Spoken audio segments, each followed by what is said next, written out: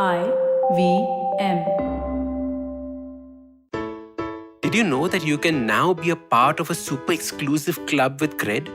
It is an exclusive club of highly trustworthy individuals where you're rewarded for doing something good, which is paying your credit card bills.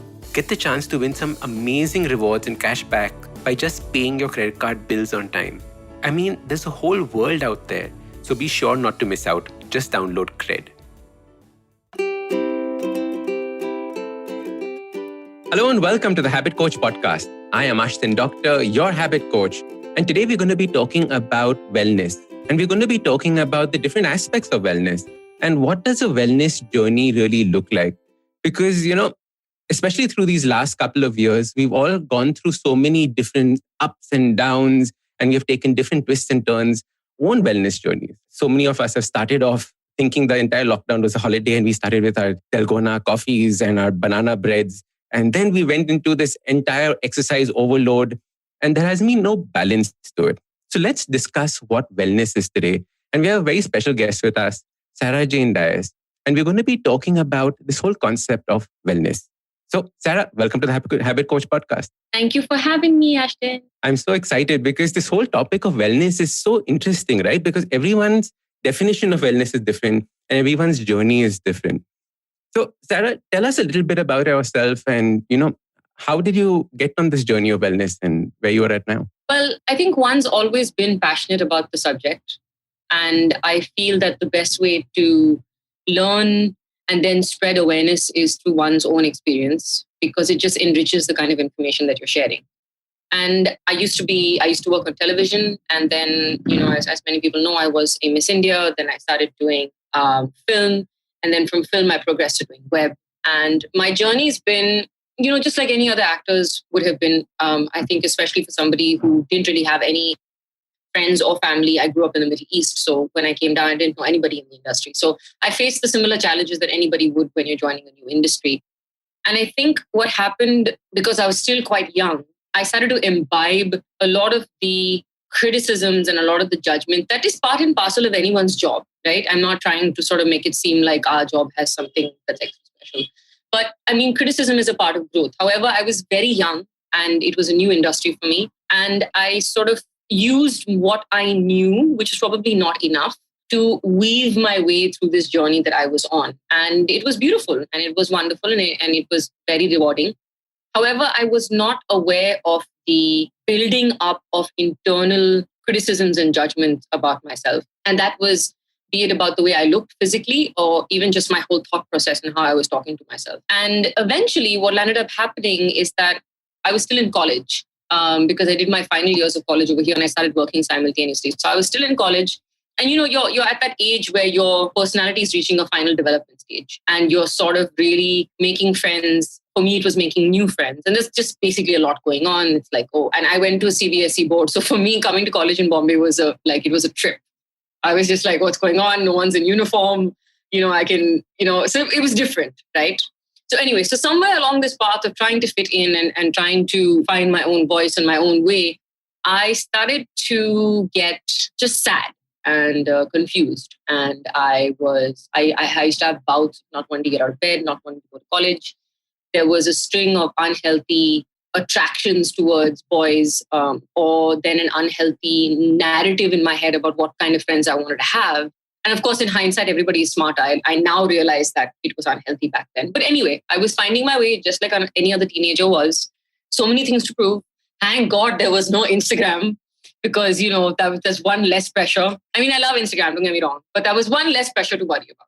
Yeah, imagine kids these days growing up with Instagram and everything around them, right? It is... I can't. Yeah, can't imagine. I can't. I just can't imagine. Because it's... I mean, again, this is something that we can talk about later. I do believe in the power of social media and the influence that it has. And I believe that you can use it as a positive force. And especially given what we're going through right now, people have been using it as a positive force to spread information, awareness, and try to find help for other people. But anyway, coming back to where I was in college. So finding it difficult to get out of bed in the morning, et cetera, et cetera. And then at one point, I realized that, this is not how it's supposed to be. I know that you can have bad days and I know that it can be a struggle, but this feels unnatural. There's something about this that feels unnatural. So I did a bit of asking around and a bit of research. And, back then talking about seeing a psychologist and stuff was hard and it was frowned upon. And it still is frowned upon, but back then even more so. So I did whatever I could and I managed to find it was the unique combination of a center somewhere in Juhu, which doesn't exist anymore, sadly, but they did a very specific kind of Reiki massage and they had an in-house counselor and an in-house psychologist. So I actually found out about it because of the Reiki massage and then realized that they had an in-house counselor as well, a psychologist, sorry.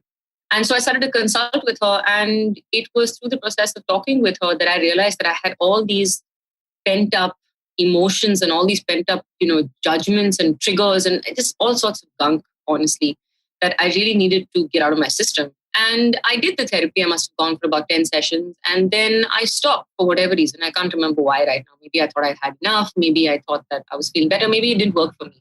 But I did do the therapy for a while and then went back to my usual life. And then by this time, I think I had started to work as a VJ.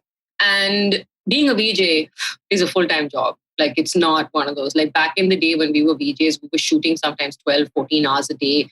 No time to think, literally come home just in time to have dinner, shower, go to bed, wake up the next morning, back in the studio again. This was my life for about 4.5 years. So I really didn't have much time to focus on. I got carried away with whatever life was bringing me. And I wasn't really focused on really asking questions internally. And then the Miss India happened, which was a wave of appreciation and recognition and applause and just, so again, gotten carried away with that wave. And then I did my first film. So it was kind of like it was beautiful from a career trajectory. It just, just grew and grew and grew. And it was a beautiful natural progression from one thing to another. And then I think somewhere towards my late 20s, that sort of nagging feeling of not being really happy came back. I mean, because really, what are we doing, right? We are in a pursuit of happiness. We're in a pursuit of joy. We're in a pursuit of acceptance of where we are and who we are and what we're doing. So there was that nagging feeling that came back. And that's when I started again I'll never forget this. I was shooting a film in Udaipur and I was, Udaipur has some amazing furniture shops with a lot of furniture. And I love interiors and interior decor and stuff. So I went to this, one of the days when I had an off from work, I said, come on, let's go furniture shopping. And I was standing in the middle of this furniture shop and I literally was miserable. Even though I was doing something that brings me joy. I love looking at furniture. I love coming up with color sheets and color charts and planning interiors. But I was miserable. And I was like this. And I was doing a good film. I was doing a film with Gurinder Chadda. Gillian Anderson was in it. Hugh Bonville was in it. And I was just like, nothing about this feeling makes sense. So I called up somebody again who I had just happened to meet through a friend of a friend who I knew was an alternative therapy healer. And my reasoning for that was, okay, I've done therapy in my life in the past. It's brought me only so far. Maybe I should try something, quote unquote, alternative. And that person turned out to be Chetna Chakrabarti, who's an alternative healing practitioner and a life coach. You know how you would start out with any psychologist, basically giving her a rough sketch of where you've been, what you're about, what's troubling you right now, what's troubled you in childhood. And we started on a journey of karma chakra cleansing, simultaneously doing talk therapy, just generally just counseling and just chatting and just, and something started to shift. Just something within me started to heal. Because sometimes I think wounds are so deeply buried that you need someone else to go in there and do the scrubbing for you.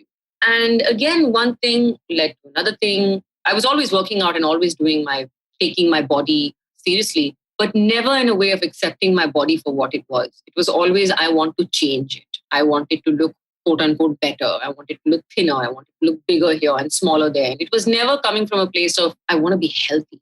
I want to grow old in a healthy body. So all of that started to change. And as I'm sure you'll agree with me, change brings pain, And all that dirt, when it starts to come out of you, it's painful because it's like a snake shedding its skin. But I continued because I'm quite not resilient. I mean, I am resilient, but the word I'm looking for is determined. I'm quite determined to see things through in life. So I saw it through and I'm still seeing it through because we're all works in progress. And I guess where I'm trying to get at with all of this is just my journey has taken me from there to where I am right now. And, I've cut it short a little bit because where I went from the healing journey from alternative therapy, then converted to clinical therapy as well. But my passion for wellness kept growing because along the way, I met and heard about so many people who were suffering just like me. and they were suffering silently. They didn't know where to go to find the right help, be it to help their bodies or their minds. And I just somehow, without even knowing, started to swear and promise myself that I would never let anybody else go through that alone. And that just kind of happened on its own. I didn't consciously make that decision.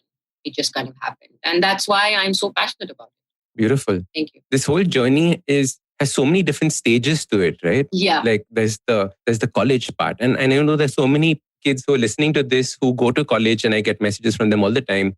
They're confused, especially like you said, it was the time when you're molded like clay. Yeah. Do you have any, thoughts about that? Like what should they be thinking about right now when they're in college? What are the aspects that they need to be possibly thinking about, focusing on?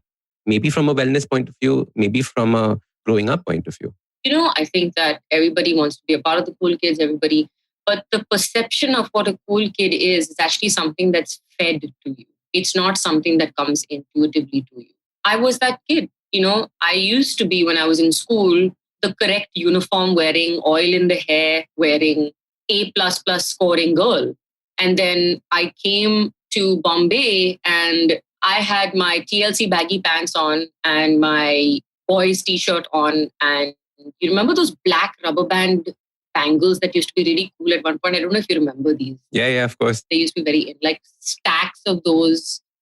Yeah, very, very goth meets hip hop. Correct. That was my vibe, right? And I swear to you, the looks I used to get in college was just like, okay, you do realize you're a girl, right? Like you're just saying, And I changed, and you can see it in my pictures. I started wearing tight pants and crop tops, and to all the teenagers out there and to all the kids out there, you have to first realize, I think, just how blessed you are, because you live in a time where acceptance is a thing, where growing up just the way you want to is a real thing. There is no need to apologize for it. There is no need to pretend. You will find your quote unquote cool circle just being who you are. And that's really what I wished someone had told me back then, because I just felt like it was an endeavor to be somebody else. It was never an endeavor to better my strengths or to get over my weaknesses. It was an endeavor to fit in. It was an endeavor to be somebody else. And I lost a huge sense of who I was. And that just continued into my career then, and it just continued into my relationship choices. It continued into my food choices. It continued into everything.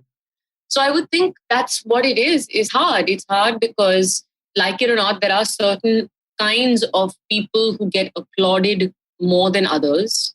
But again, I will say we still live in a time where there is acceptance of all shapes, all sizes, all colors, all talents. And you've got the right platform to do it and to really build your own unique story. And that's really what your focus should be, is really asking yourself that question until you get exhausted of answering it, is who am I? And that answer will change, mind you. It can change, every year. But really, who am I?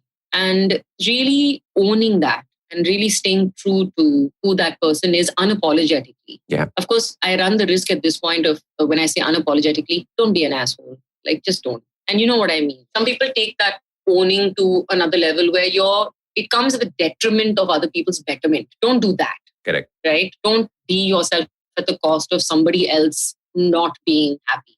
Yeah. And then don't blame it on I'm like that only. Oh, I hate that. Worse is when you blame it on your horoscope. Oh, I am a Scorpio. That's why I'm like this. Thappad.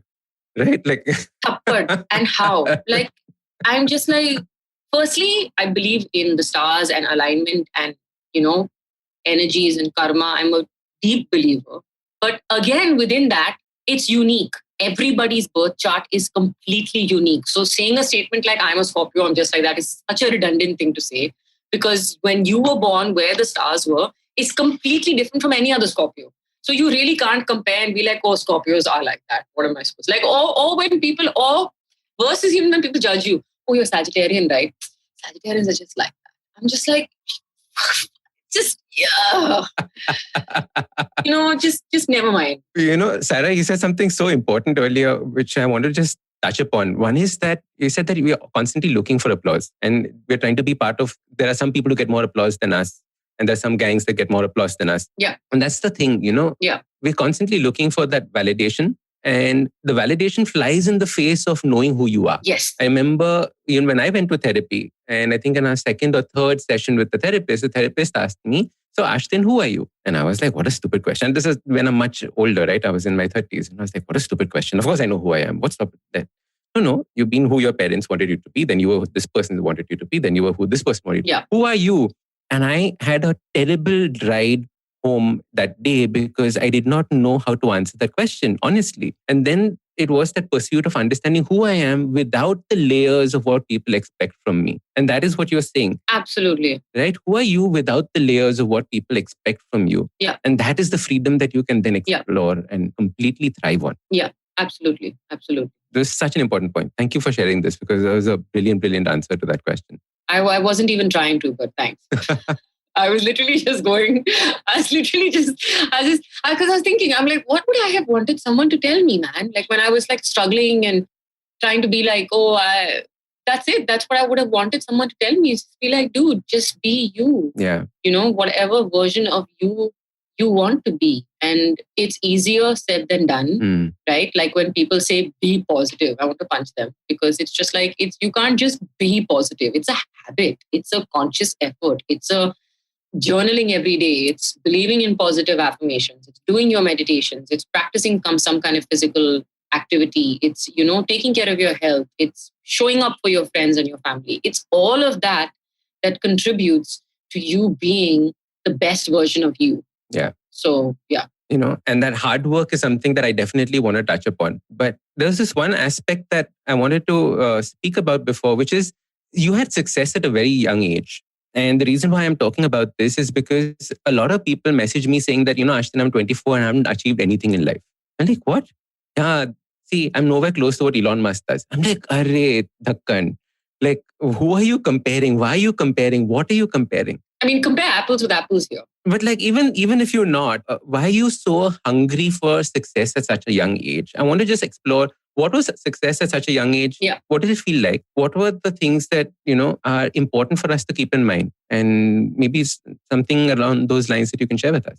So there are a couple of things, right? Because I may seem successful to the world, but it's only very recently. And I mean like maybe a year and a half now. I've been working for 20 years. It's only a year and a half now ago that I have finally not looked for the next successful thing to do after being successful. Finally, right? And that's taken a lot of work. But that again comes from just owning me and owning who I am and a gratitude practice. So it's a couple of things. When you look at somebody else's life and you want to be like them, first off, it's a mix of, let's say, jealousy and envy, right? But instead of looking at it as a negative emotion, if you could just turn that on its head for a second and maybe make a list of what it is that you admire in that person and what it is that you're jealous of, you'll realize that it's actually a reflection of the things you want in your life, right? Then take that and get specific with it. So, for example, Elon Musk is sending a rocket to space, is sending rockets to Mars. Do you want to send rockets to Mars? No, I'm pretty sure you don't. But you might want to do something in space travel. You might want to do something in tech. So then you get specific. Be like, okay, what in space travel do I want to do? Do I actually want to be on the rocket? Do I want to develop the rocket? Do I want to help technology be built such that so that everybody has access to being on a rocket? What is it that you want to do? And slowly, as you keep sort of asking these questions and filtering through what it is about this person that you want to be, you'll realize that it's actually in your power to make your version of an Elon Musk. Nobody can be Elon Musk because there's only one of him. And nobody can be you because there's only one of you, right?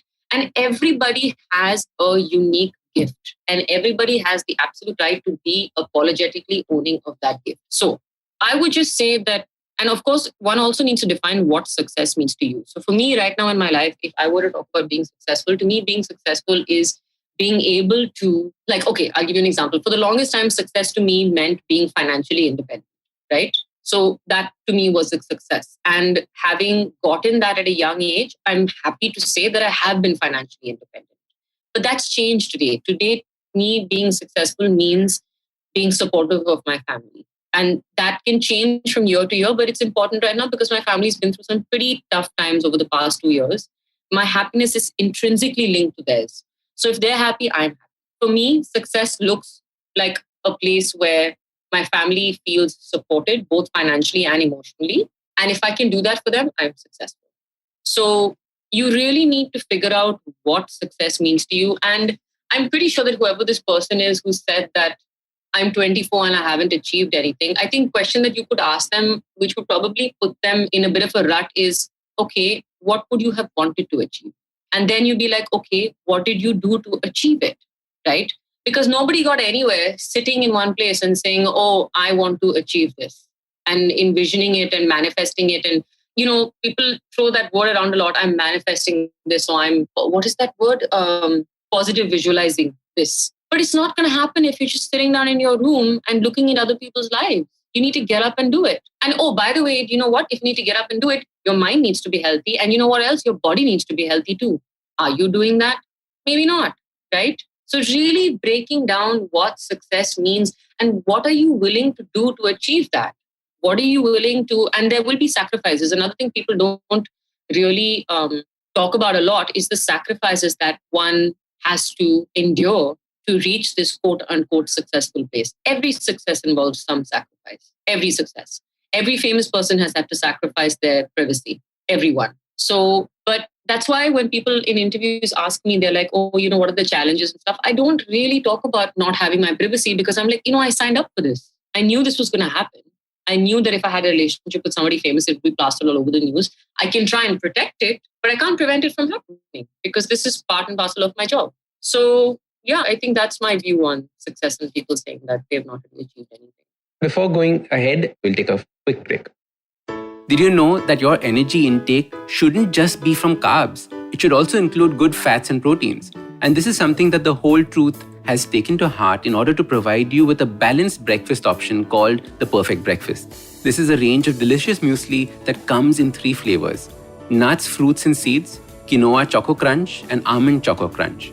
When you eat this muesli, only 50% of your energy comes from carbs. The rest is from all natural good fats and proteins. Just visit thewholetruthfoods.com and use the coupon code HABIT on checkout to get an awesome 20% discount.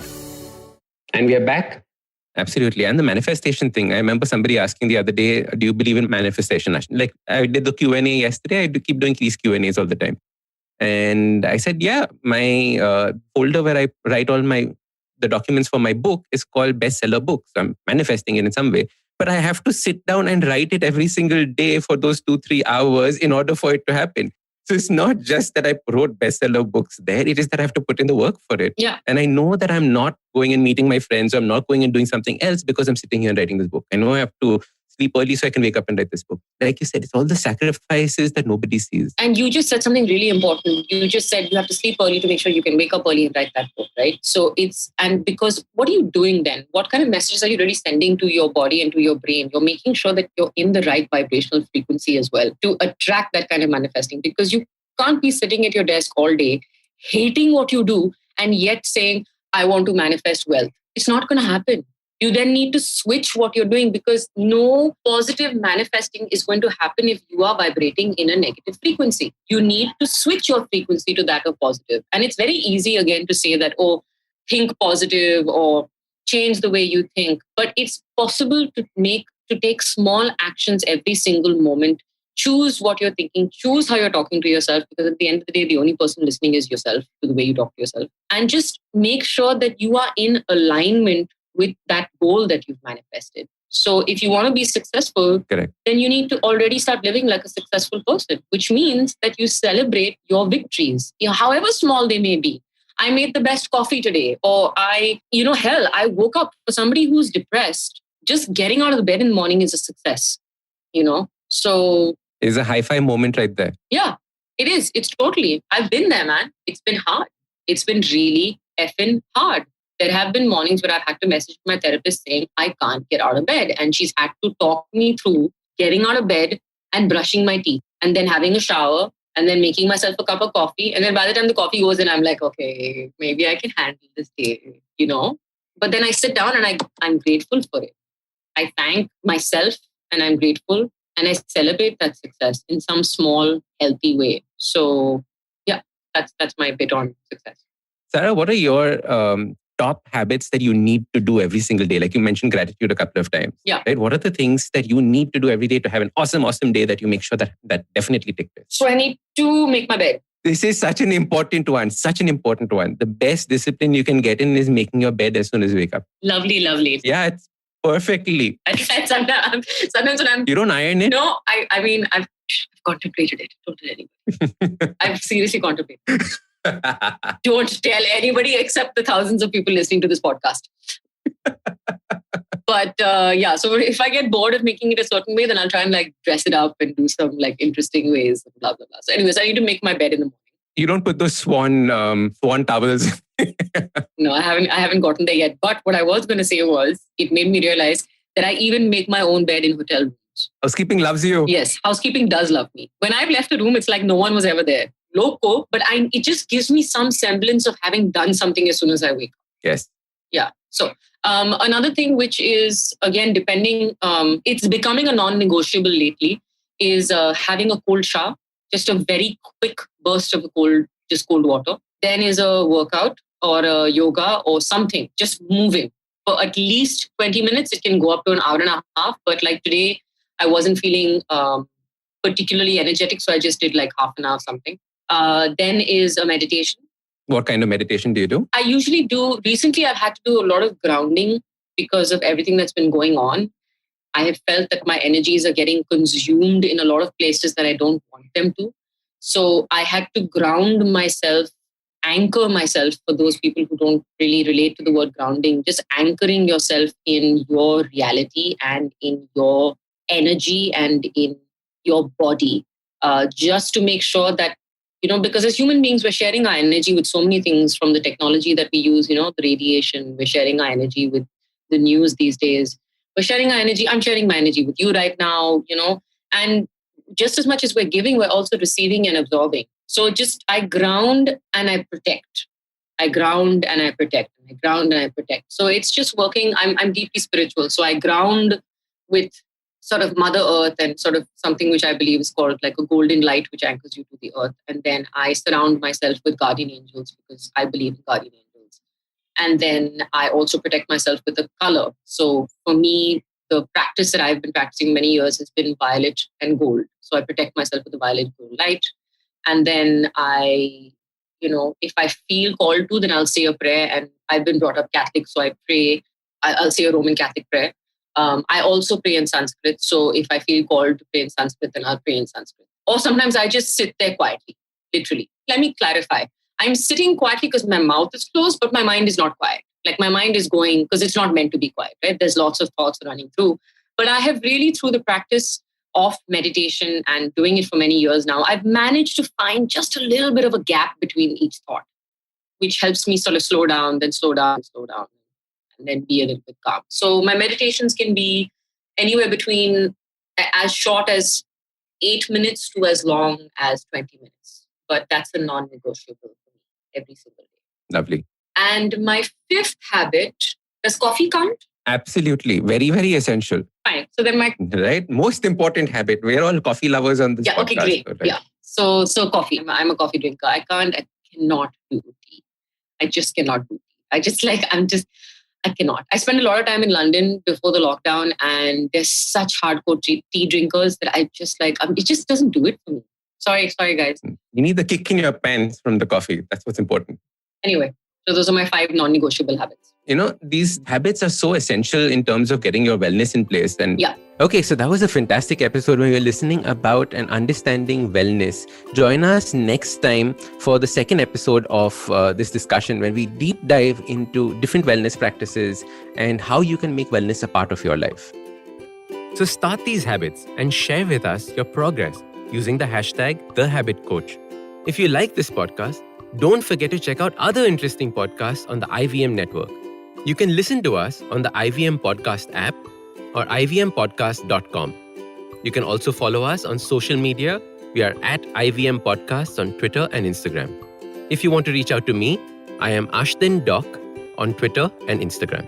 You can find lots more information on my website, awesome180.com, or check out different content on my YouTube channel called AWESOME 180. That's Awesome 180. I hope you enjoyed that show. If you aren't following us on social media, please do. We're IVM Podcast on Twitter, Facebook, and Instagram. We'd like to thank our sponsors on the network this week, Cred, Siet, TheWholeTruthFoods.com, and PayPal. We really do appreciate the support. On Cyrus Says, we discussed quite a bit about the local assembly elections this month. Vasanti Hariprakash was there to talk about the West Bengal elections, and then we also spoke to Pradeep Gupta, a psychologist and author. He's the chairman and MD of Access My India. Do definitely check that episode out. Great conversation. Tune into This Round Is On Me, where Gauri Devi Dayal caught up on the latest trends in the PR industry with Archana Jain from PR Pundit. On The Habit Coach, Ashdin Doctor spoke to Anandita Chatterjee. She's the founder of Travel Chatter. She's been a marketer with some large firms and has traveled to 67 countries so far. It was a RuPaul Drag Race fan club on KBCD where Farhad and Sunetro discussed the show's best moments and talents. Amber Rana was joined by celebrity fitness trainer Shivoham on Know Your Kanun to discuss fitness laws and regulations in India. They talk about the laws and infrastructure that exist to protect gyms, trainers, and also consumers in the fitness industry. And on the note with Maruk Inayat, we have clinical psychologist and friend of the network, Sonali Gupta. She talks about ongoing mental health issues like survivor's guilt, coping with anxiety around the pandemic, and doom scrolling. And with that, we hope to see you again next week. Whether you're an established sports person or a budding one, or simply a sports enthusiast, join us, Tanvi and Shlok. We are two passionate pro badminton players talking policy, mindset, and everything sport. So tune in to The Millennial Athlete every Monday. Only on the IVM Podcast Network. Trust us, it's gonna be lit.